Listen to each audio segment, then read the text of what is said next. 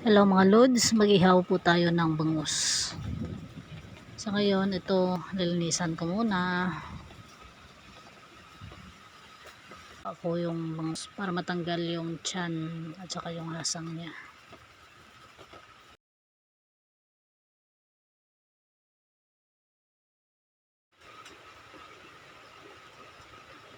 Yan, pag matanggal natin yung tiyan at saka hasang, hugasan lang ito, lagyan ng asin at saka ihawin.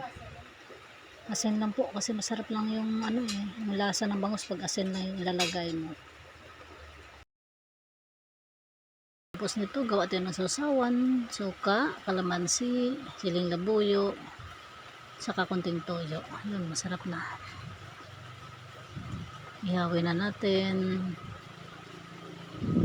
Balik ta rin. Mamaya konti, luto na ito.